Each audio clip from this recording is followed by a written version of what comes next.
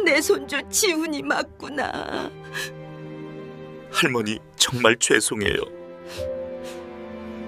눈발이 거세게 휘몰아치는 가파른 언덕길. 무거운 폐지를 가득 실은 리어카가 미끄러지기 시작했습니다. 할머니는 온 힘을 다해 손잡이를 붙잡았지만 소용이 없었습니다. 리어카는 맹렬한 속도로 미끄러지며 할머니를 덮칠 듯 달려들었습니다. 바로 그 순간 어디선가 검은 모자를 쓴 청년 하나가 괴성을 지르며 달려왔습니다. 그는 필사적으로 리어카를 온몸으로 막아섰습니다. 눈 속에서 미끄러지면서도 그는 절대 놓지 않았습니다. 대체 이 청년은 누구일까요? 왜 목숨을 걸고 이 할머니를 구하려 하는 걸까요? 이 놀라운 이야기의 전말이 궁금하시다면 구독과 좋아요 한 번씩 부탁합니다. 평범해 보이는 사람들의 숨겨진 이야기를 매일 전해드립니다. 알림 설정까지 해두시면 감동적인 이야기를 놓치지 않으실 수 있습니다. 그럼 이 이야기는 며칠 전 그날 새벽부터 시작됩니다. 할머니의 고단한 일상. 동이 트기도 전 이복순 할머니는 녹슨 리어카를 끌고 집을 나섭니다. 70이 넘은 나이에도 매일 이른 새벽 거리로 나서는 이유는 단 하나, 살기 위해서입니다. 잠든 동네의 고요한 새벽 공기 속에서 리어카 바퀴 굴러가는 소리만이 고독하게 울려 퍼집니다. 할머니는 골목을 돌며 버려진 종이 상자들을 하나하나 주워 담습니다. 허리는 끊어질 듯 아프고 무릎에서는 시큰한 통증이 올라오지만 일을 멈출 수가 없습니다. 하루 벌어 하루 먹고 사는 것이 할머니의 현실입니다. 사실 할머니에게도 가족이 있었습니다. 남편을 일찍 여의고 외아들 하나만 바라보며 살았습니다.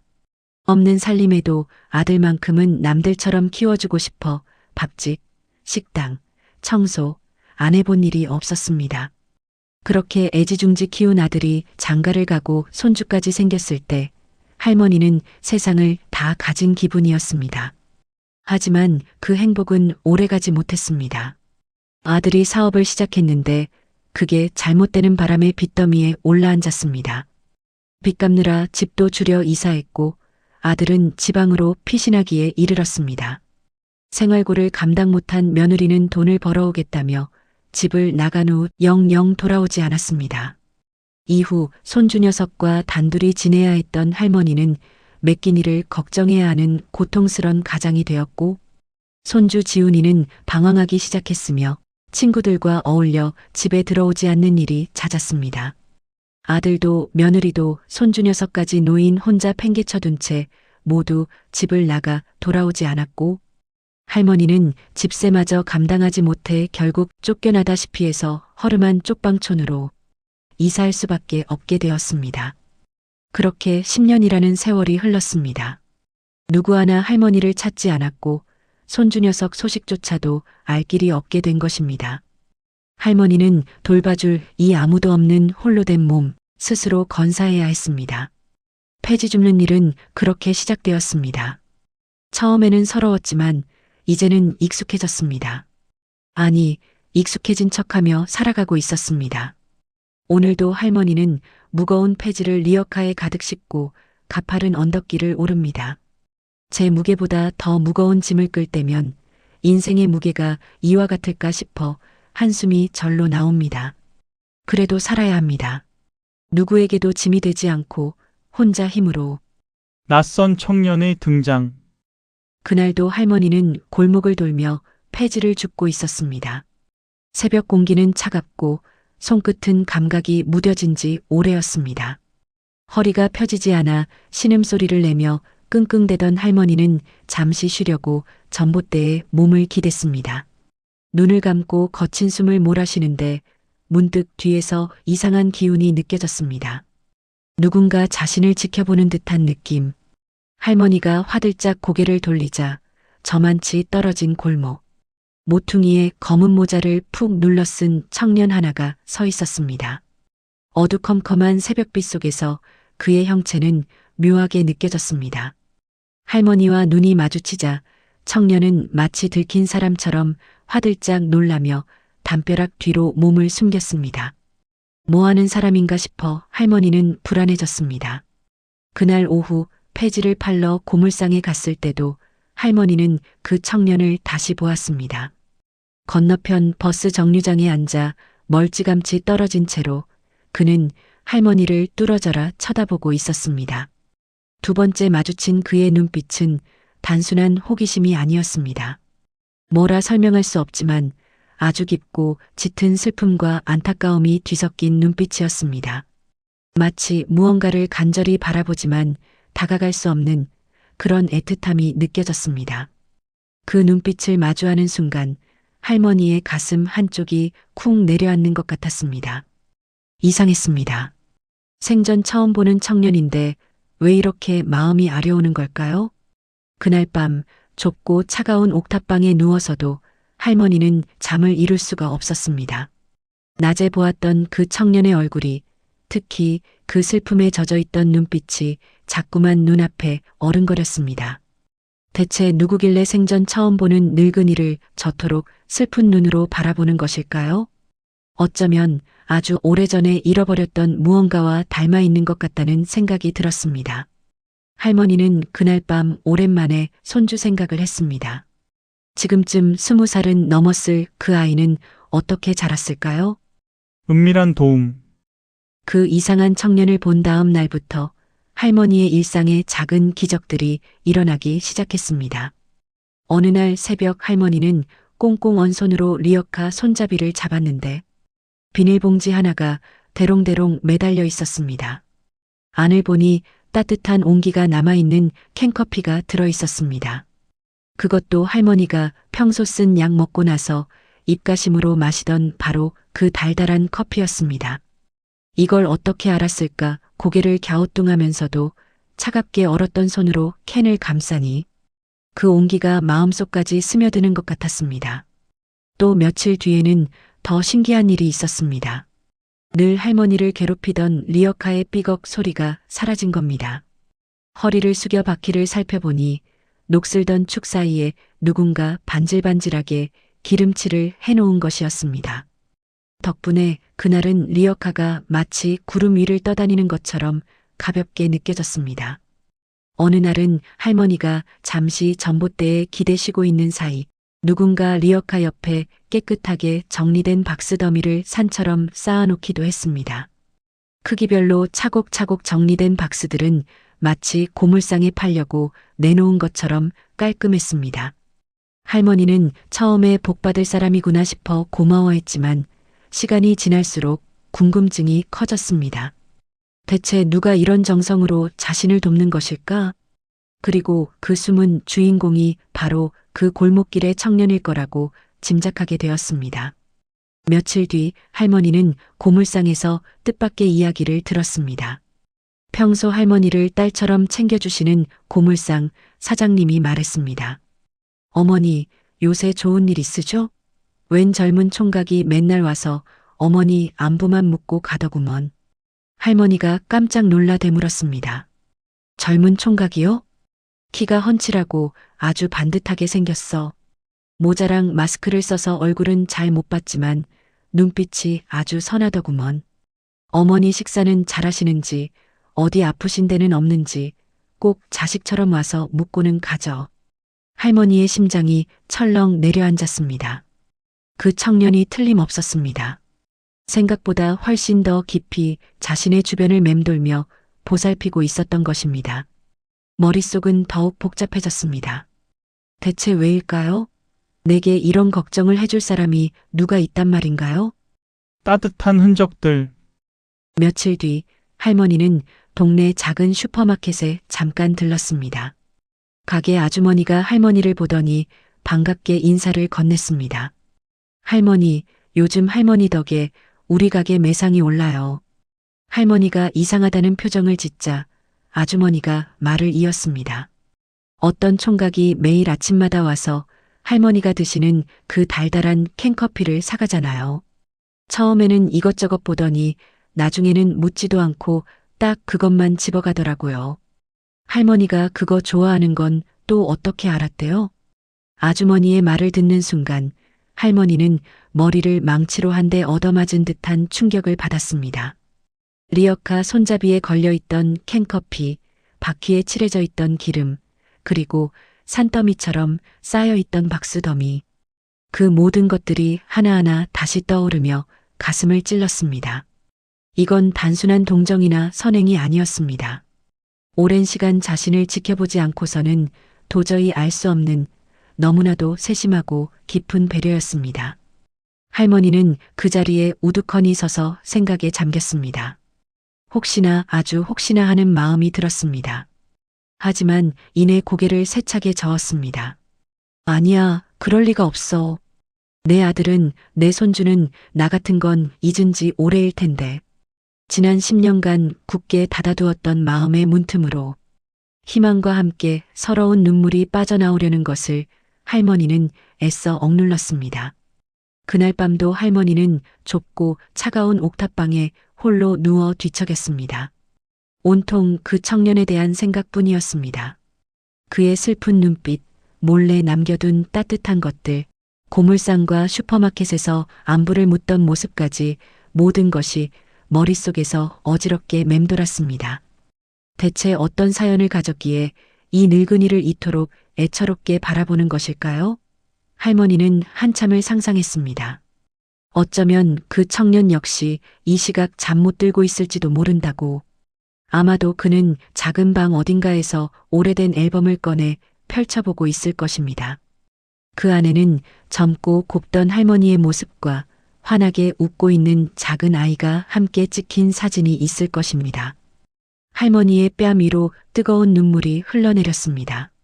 그저 늙은이의 망상일 뿐이라고, 헛된 희망이라고 자신을 다그쳤지만 심장은 자꾸만 아니라고, 그 청년과 자신은 보이지 않는 끈으로 이어져 있다고 소리쳤습니다. 그 밤 할머니는 10년 만에 처음으로 아들과 손주의 안부가 너무나도 궁금해졌습니다. 눈 내리는 날의 구조. 며칠 뒤 하늘이 잔뜩 찌푸려지더니 점심때가 지나면서 눈이 내리기 시작했습니다. 처음에는 가볍게 흩날리는 정도였지만 곧 장대처럼 굵은 눈발로 변했습니다. 이런 날은 뼈마디가 2배로 쑤셔왔지만 하루라도 일을 쉬면 당장 먹고 살 길이 막막했습니다. 할머니는 낡은 외투를 껴입고 집을 나섰습니다. 눈에 젖은 폐지는 물을 머금어 평소보다 훨씬 무거웠습니다. 그래도 오늘따라 성과가 좋아서 리어카에 폐지를 산더미처럼 쌓았습니다. 무거웠지만 오늘 하루벌이가 괜찮을 거라는 생각에 기분이 좋았습니다. 집으로 돌아가는 길에는 유난히 가파른 언덕길이 하나 있었습니다. 평소에도 조심조심 오르내리는 곳인데 눈까지 오니 길이 온통 얼음판처럼 미끄러웠습니다. 언덕 중간쯤에서 리어카 바퀴가 눈에 파인 작은 구덩이에 빠지고 말았습니다.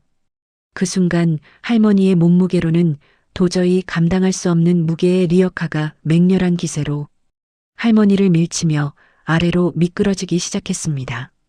할머니는 비명을 지르며 나동그라졌고 거대한 쇠덩어리가 된 리어카는 그대로 할머니를 덮칠 기세였습니다. 눈을 질끈 감고 죽었구나 생각한 바로 그 찰나 어디선가 그림자처럼 나타난 사람이 괴성을 지르며 리어카를 온몸으로 막아섰습니다.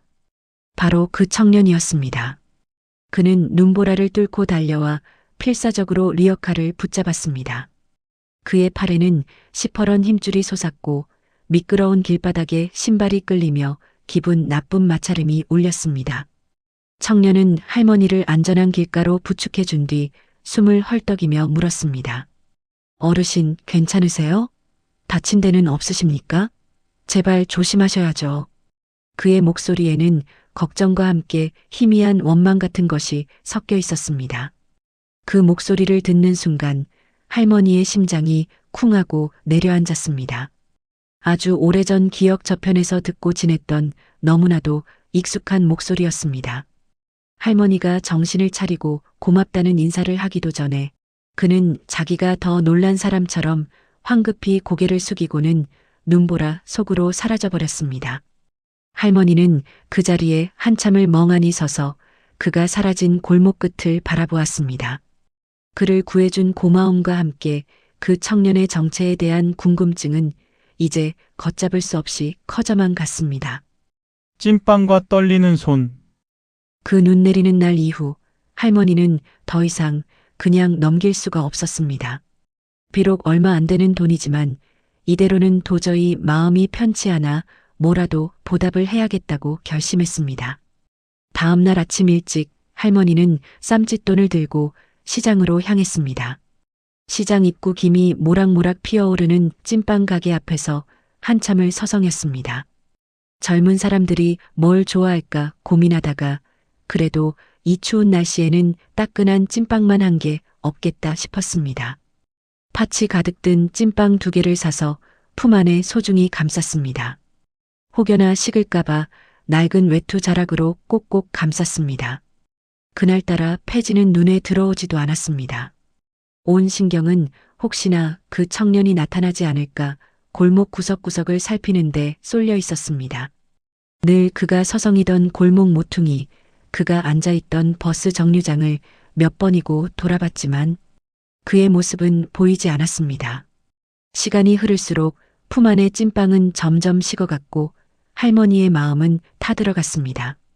포기하고 집으로 돌아가려던 바로 그때 저만치에서 익숙한 인형이 나타났습니다. 검은 모자를 푹 눌러 쓴 그 청년이었습니다. 할머니의 심장이 쿵쾅거리기 시작했습니다. 떨리는 다리에 힘을 주고 그에게로 천천히 다가갔습니다. 기척을 느낀 그가 화들짝 놀라며 또 도망가려 하기에 할머니가 다급하게 외쳤습니다. 학생, 잠시만 서보게. 그는 우뚝 멈춰섰지만 차마 고개는 들지 못했습니다. 할머니는 그의 앞으로 다가가 품 안에서 찐빵을 꺼내 내밀었습니다. 학생, 이거라도 하나 먹어. 어제 정말 고마웠네. 변변치 않지만 내 성이야. 할머니의 목소리는 염소처럼 떨리고 있었지만 진심만은 꼭 전하고 싶었습니다. 손에 들린 찐빵을 본 청년의 어깨가 움찔하고 떨리는 것이 느껴졌습니다. 그는 마치 뜨거운 것이라도 본 사람처럼 할머니의 손과 얼굴을 번갈아 쳐다보며 어쩔 줄을 몰라 했습니다. 한참을 망설이던 그는 마침내 아주 천천히 조심스럽게 손을 내밀었습니다. 그의 손이 할머니의 손에 닿는 순간 할머니는 저도 모르게 숨을 멈췄습니다. 젊은 사람답게 따뜻하고 커다란 손이었습니다. 그 손이 거칠고 주름진 손등을 스치자 마치 마른 장작에 불씨가 튀듯 온몸으로 이상한 온기가 퍼져나가는 것 같았습니다. 청년은 찐빵을 받아들고는 고개를 꾸벅 숙였습니다. 그 순간 푹 눌렀었던 모자챙이 살짝 들리면서 드디어 그의 얼굴을 제대로 볼 수 있었습니다. 흉터와 눈물의 재회. 마스크를 쓰고 있어 온전한 얼굴은 아니었지만 그의 두 눈과 할머니가 정면으로 마주치게 되었습니다. 그 눈빛에는 멀리서 보았을 때보다 훨씬 더 깊고 복잡한 감정들이 소용돌이치고 있었습니다.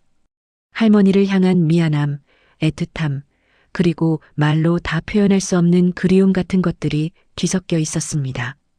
생전 처음 보는 타인의 눈빛이었지만 할머니의 심장은 그 눈빛이 전혀 낯설지 않다고 소리치고 있었습니다. 며칠 뒤 할머니는 눈을 맞은 탓에 몸져 누웠습니다. 열은 펄펄 끓는데 뼈마디는 얼음장처럼 시렸습니다. 며칠을 굶었더니 이제는 배고픈 것조차 느껴지지 않았습니다. 그때 옥탑방 문을 두드리는 소리가 들렸습니다. 똑똑똑. 누가 찾아올 리 없는 이곳에 누구일까요? 문 밖에서 다급한 목소리가 들려왔습니다. 어르신, 저예요. 괜찮으세요? 그 청년의 목소리였습니다. 할머니는 비틀거리는 몸을 이끌고 문을 열었습니다. 문이 열리는 순간 걱정과 안타까움으로 가득 찬 청년의 얼굴이 눈앞에 가득 들어왔습니다. 어르신. 그는 할머니를 부축해 방 안으로 들어와 자리에 앉혔습니다. 그리고 사온 따뜻한 죽을 떠서 할머니에게 조심스럽게 먹였습니다. 그렇게 두어 숟가락을 받아 먹었을 때 할머니의 눈은 그의 오른손, 손등에 박힌 아주 작고 희미한 흉터 하나에 머물고 말았습니다. 손가락 바로 옆 하얗게 아문 반달 모양의 흉터. 그 흉터를 보는 순간 할머니의 머릿속에서 잊고 있던 기억 하나가 섬광처럼 터져 나왔습니다. 20년도 더 지난 어느 봄날 마당을 뛰어다니던 작은 손주가 넘어지면서 화분 모서리에 손등을 찍었던 그날, 할머니는 아이를 안아 올려 약을 발라주고 헝겊으로 상처를 둘러맸습니다. 그리고 우리 강아지, 이제 아프지 마라. 할미가 호해줄게 하고 몇 번이고 상처에 입을 맞추었습니다. 바로 그 흉터가 지금 눈앞에 있었습니다. 지훈아.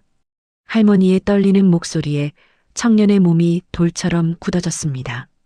그가 들고 있던 숟가락이 쨍그랑 소리를 내며 떨어졌습니다. 그의 눈동자가 심하게 흔들리고 있었습니다. 내 손주 지훈이 맞구나. 할머니의 확신에 찬 목소리에 지훈은 더 이상 참지 못하고 무너져 내렸습니다. 그는 방바닥에 엎드려 어린아이처럼 서럽게 울기 시작했습니다. 할머니, 죄송해요. 정말 죄송해요. 용서와 화해, 그리고 새로운 시작. 지훈은 그동안 참아왔던 모든 이야기를 쏟아냈습니다.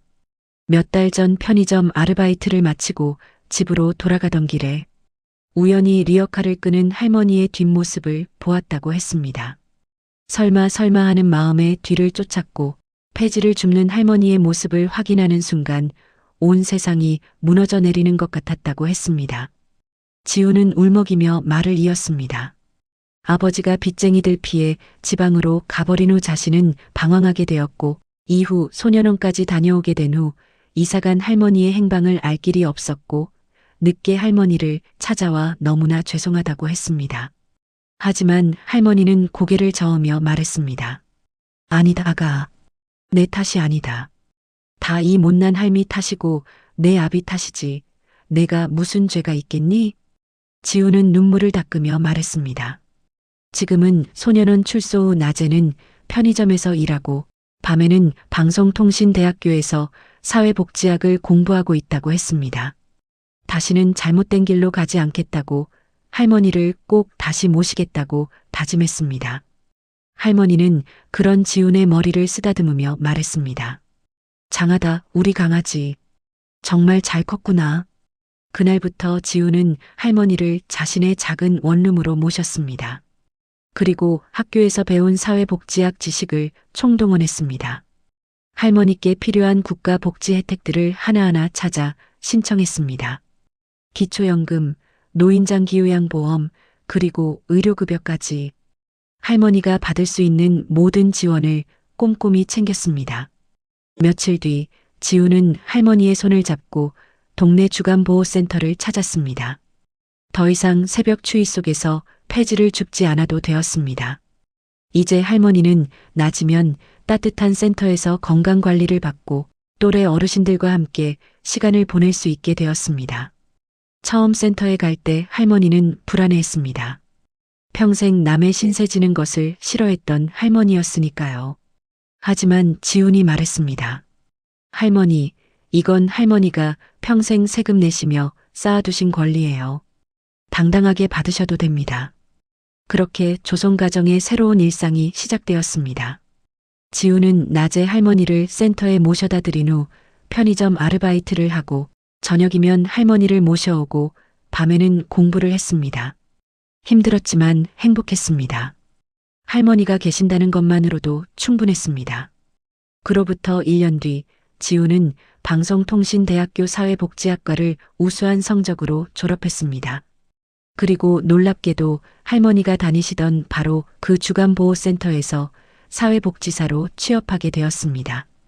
센터장님은 1년간 지훈이 할머니를 돌보는 모습을 지켜봐왔고 그의 진심과 능력을 알고 있었습니다.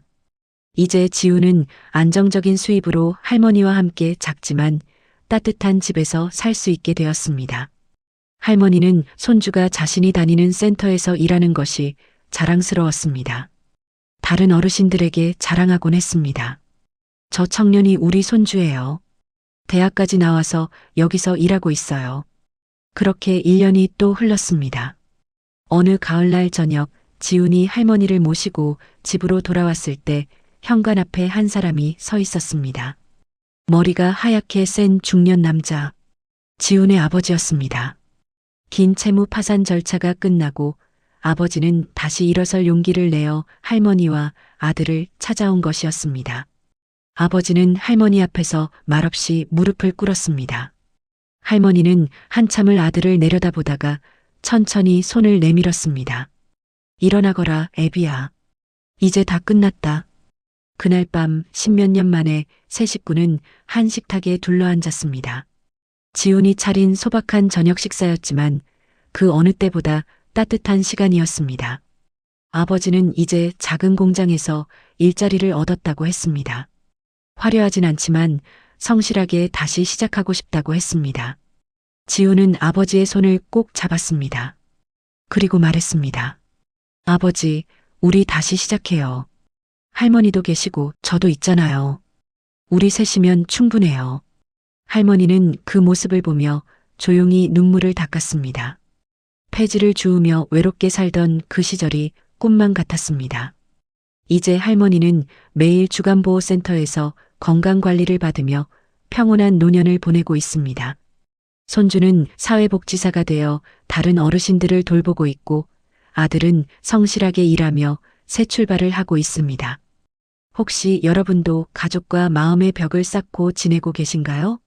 때로는 인생이 우리를 힘들게 하고 가족 사이에 깊은 상처를 남기기도 합니다. 하지만 용기를 내어 한 걸음 다가가면 지훈이 가족처럼 다시 시작할 수 있습니다. 그리고 어려움에 처했을 때 국가와 사회의 도움을 받는 것을 부끄러워하지 마세요. 그것은 여러분의 당연한 권리입니다. 너무 늦기 전에 먼저 손을 내밀어 보시는 건 어떨까요? 서로 등 돌리고 사는 세월이 너무 아깝지 않습니까?